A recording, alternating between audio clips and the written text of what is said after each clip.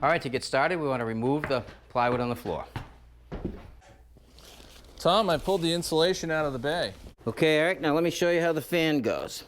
Now it'll actually fit right in between the joist bay, and we are now located over the center of the hall. What we have to do is we have to build a chute. So we have to close off this end and this end of the joist bay, so when the fan is on, it will pull the air from below. All right, now I cut a couple of 2x10s, the width of the bay. Drop one down here.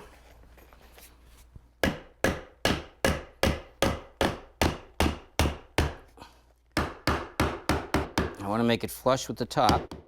I'm going to use a 16-penny nail, drive it in.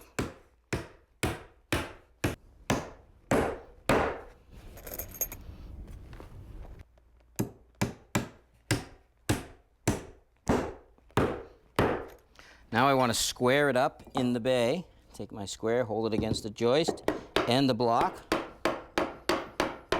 Okay, now I'll nail the other side.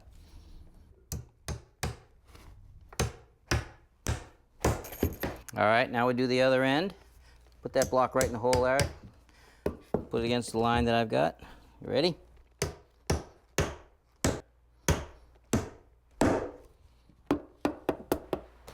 All right, we have some play in the opening. That's perfect.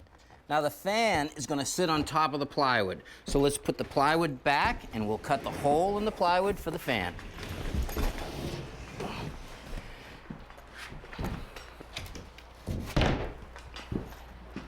Now I know that the 2x10 blocking is about 7.5 inches from the edge of this plywood. So I'm going to drill a hole about 8.5 inches in.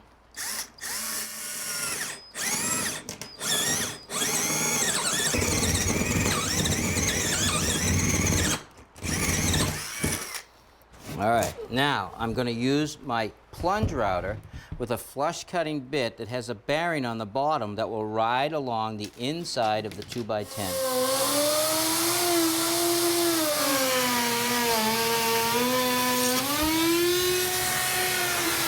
Now I'm going to cut the actual ceiling. You collect the dust from down below with a vacuum.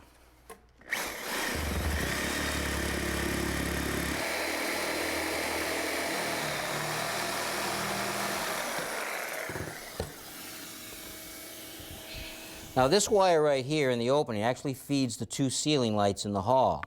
Now there's enough play in it, I can simply slide it over to the end of the opening and I'll staple it.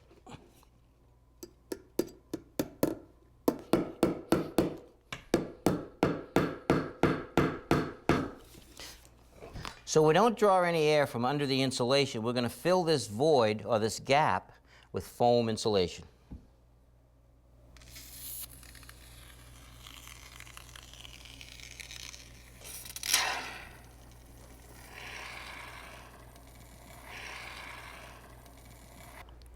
To make a nice tight seal between the bottom of the fan and the top of the floor, we're going to stick on some weather stripping. The weather stripping also cuts down on any vibration the fan might create. Now I just put the fan in the opening. Take a couple of screws to hold it into position so it doesn't move around. Now, Eric, that's a 2-speed fan, and on high, that will draw 1,600 cubic feet of air out of your house a minute. All of that exhausted air is going to come into the attic, and it has to have some place to go.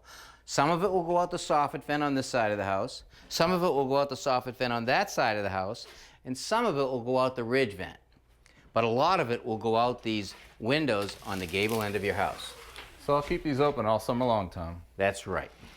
Eric, you plug the fan in. I'm going to go attach the grill to the ceiling. Sounds good, Tom.